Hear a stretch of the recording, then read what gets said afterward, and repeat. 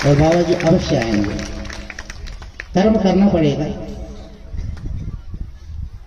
इसी में छोटा सा मैं एक प्रारब्ध के ऊपर दृष्टांत सागर से लिया हुआ छोटी सी कहानी बताता हूं आपको।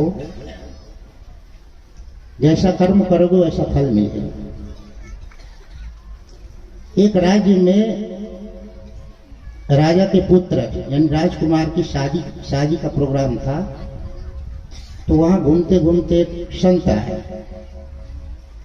तो उन संत का बहुत स्वागत किया गया, बहुत उनका सम्मान किया गया।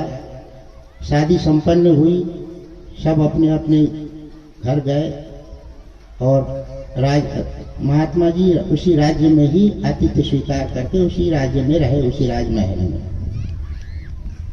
तो एक रात्रि में भगदड़ मच जाता है कि एक सन्यासी ने राजकुमार का वध कर दिया।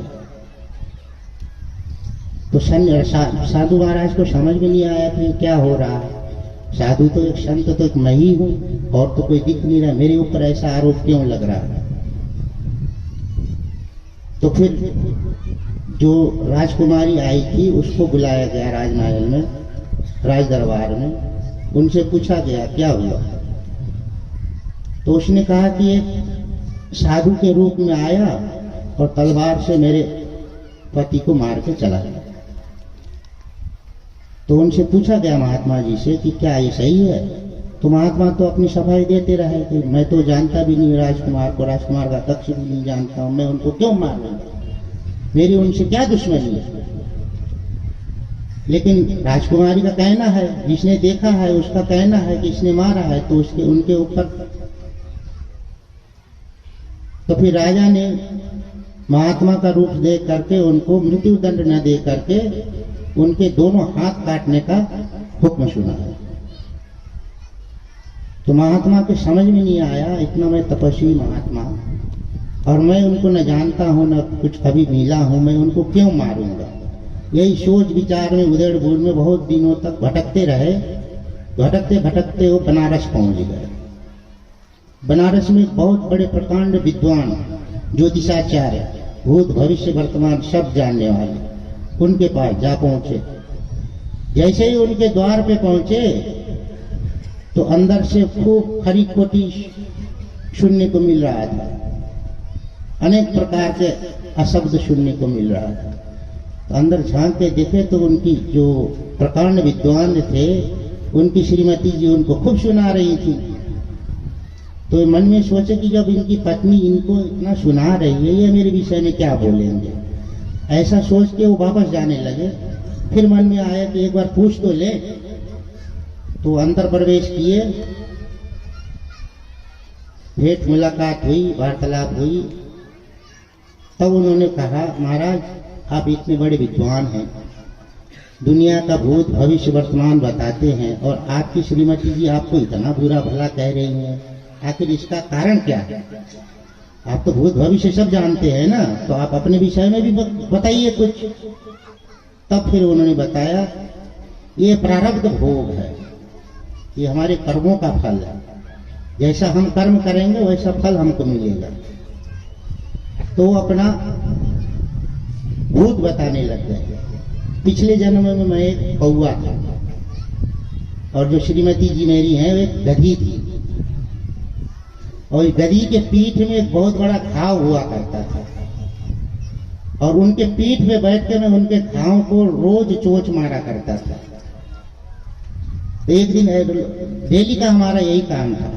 तो एक दिन उनके घाव में मेरा चोंच फंस गया और वो पीड़ा के मारे इधर उधर दौड़ी कूदी उछली और उसी के उसमें वो गंगा जी में डूब के हम दोनों का प्राण चला।